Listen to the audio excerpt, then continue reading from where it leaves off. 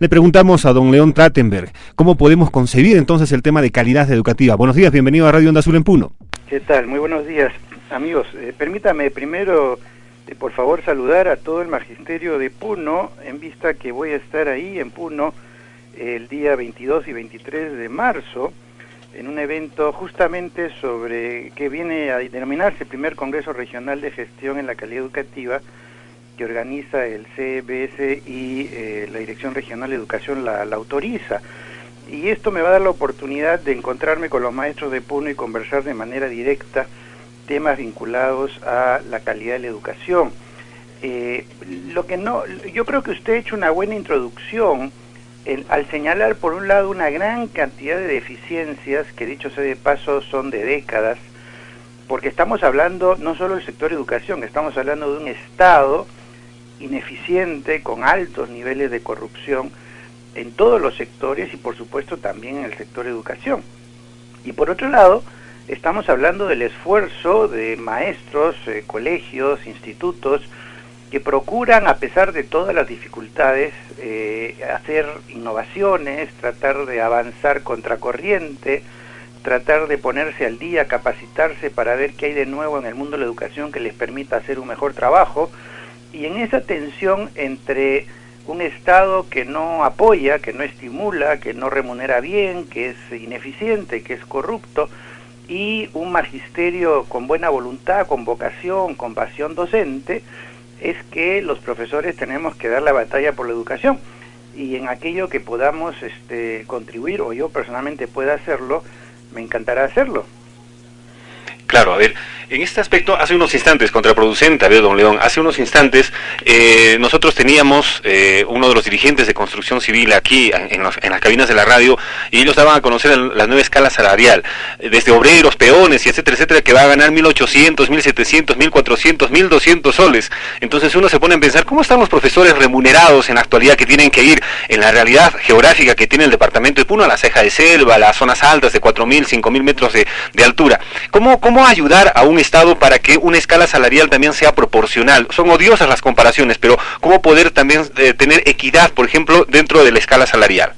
Mire, los países del mundo que tienen la mejor educación según las pruebas internacionales son aquellos donde los profesores son los que más ganan en relación a los demás profesionales. O sea, no se trata de comparar cuánto ganan en Perú y cuánto ganan en Estados Unidos o en Suiza. Se trata de decir, dentro del país, si uno ordena a los distintos profesionales, ¿cuál es el que más gana? Y entonces resulta que en Japón, en Corea, en Singapur, en Australia, en Nueva Zelanda, en Canadá, son los maestros los que más ganan en relación a todo el resto. ¿Por qué? Porque la sociedad, el Congreso, el Ejecutivo, los políticos, todos apuestan por la educación. En el caso del Perú es exactamente al revés. El magisterio está en el tercio inferior de las escalas de remuneraciones y ha sido por mucho tiempo algo así como el patito feo del empleo público, primero porque son muchísimos, estamos hablando de 300.000 en el sector estatal, y en segundo lugar porque no ha habido una convicción de parte de los gobiernos de colocar suficientes recursos en los maestros. Entonces hay un círculo vicioso negativo. Te pago menos y entonces rindes menos y entonces es menos atractivo ser maestro y entonces los mejores postulantes que salen de los colegios no quieren ser maestros y así sucesivamente se hace una especie de círculo vicioso negativo en lugar de ser al revés. Hacer un planteamiento de que si el maestro es el que más gana y es el puesto más disputado y es el puesto más buscado, entonces los egresados de los colegios, los mejores, los que tengan las mejores notas, los que tengan los mejores antecedentes, se pelearán por ser maestros y entonces tendremos a los mejores profesionales del Perú en el magisterio. Este es un esfuerzo que toma décadas, pero alguien tiene que iniciarlo. Mientras no ocurra, vamos a seguir con las preguntas que usted hace de qué hacemos con los maestros que no quieren ir a las zonas rurales o una vez que están alejados en las zonas rurales quieren regresarse lo antes posible a una zona urbana porque allá no tiene cómo dormir, cómo comer, no tiene cómo cobrar su sueldo, los intermediarios se quedan con una parte, difícilmente conseguir un nombramiento permanente en uno de esos lugares, son generalmente lugares donde la mitad o más de los profesores son contratados, están solamente por un año, y entonces los colegios y los alumnos sufren porque todos los años tienen que estarles cambiando de profesores, los contratos no están listos, no les pagan bien.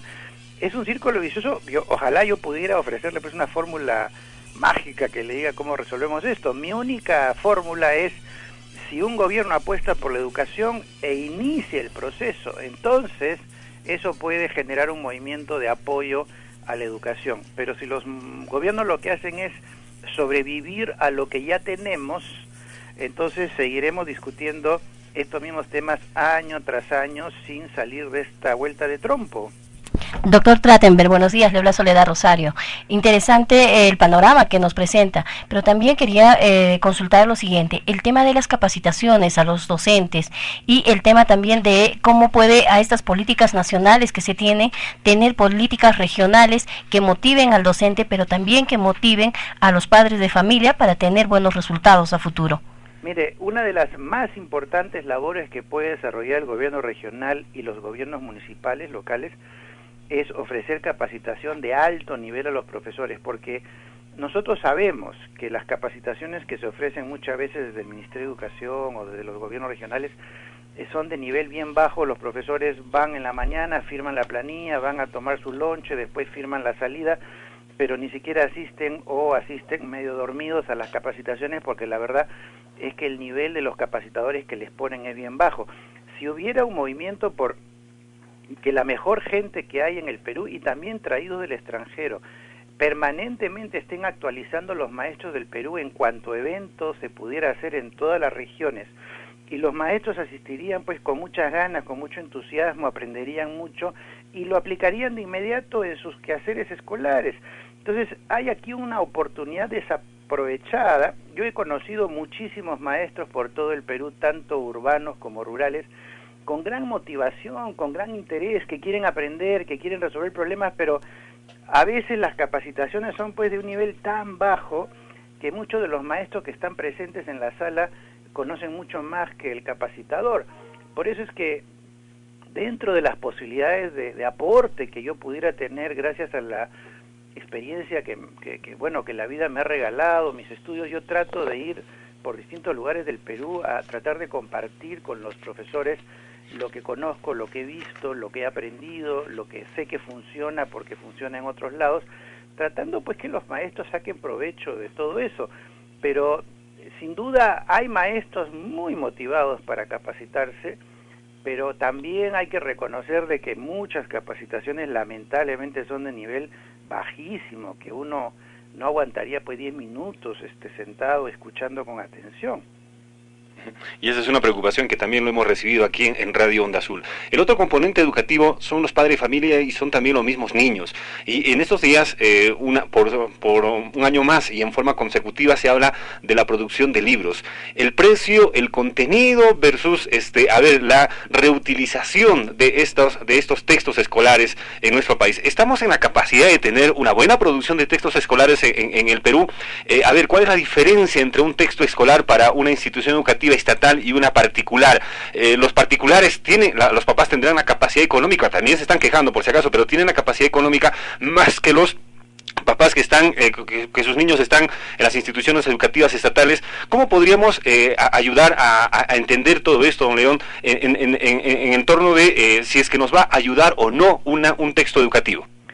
Mire, tenemos que ver el proceso en el tema de los libros. Hace 50 años no habían computadoras, no había internet, y los colegios con las justas tenían unos cuantos libros en la biblioteca, y entonces existía lo que se llamaban los compendios, las enciclopedias. Se acordará de la enciclopedia Venciendo, o los compendios de Historia del Perú, Historia Universal, que era un libro de consulta, una especie de enciclopedia pequeñita que los alumnos tenían como consulta por varios años, casi como libro de biblioteca, porque la educación estaba centrada en lo que el profesor dictaba en la clase y el alumno apuntaba en su cuaderno. Es más, con lo que estudiaba en el cuaderno él rendía sus exámenes.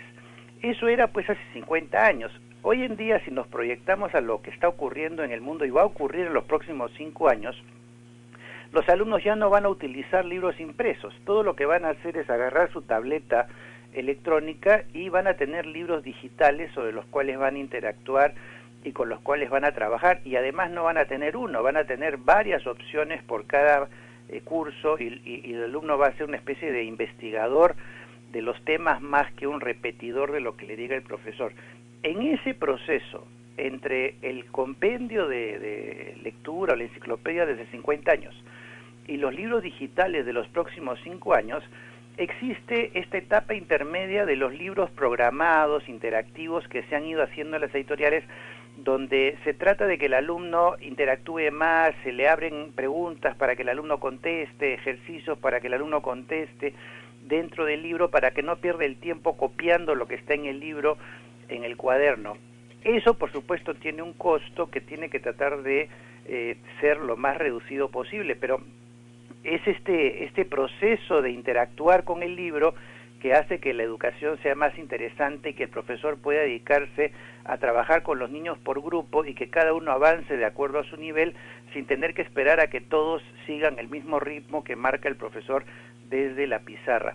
Aquí es donde hay, digamos, la discusión sobre lo que podría significar el costo de estos libros, y yo diría que debemos dividir en dos los libros. Hay libros que pueden ser de consulta y de uso por muchos años, como los de historia, los de literatura, los de economía, pero hay otros que son para pintar, recortar, subrayar, marcar, rellenar, como por ejemplo los de inicial, los primeros 2 grados, los de matemática y lengua, porque el niño está recién en proceso de aprender a escribir, a leer, por ejemplo, en primer grado, segundo grado, no tiene sentido un libro de consulta, salvo que sea un libro de cuentos, ¿no es cierto? Entonces, yo creo que lo ideal es una combinación de ambas posibilidades, algunos libros de consulta y algunos libros o textos de uso de una sola vez.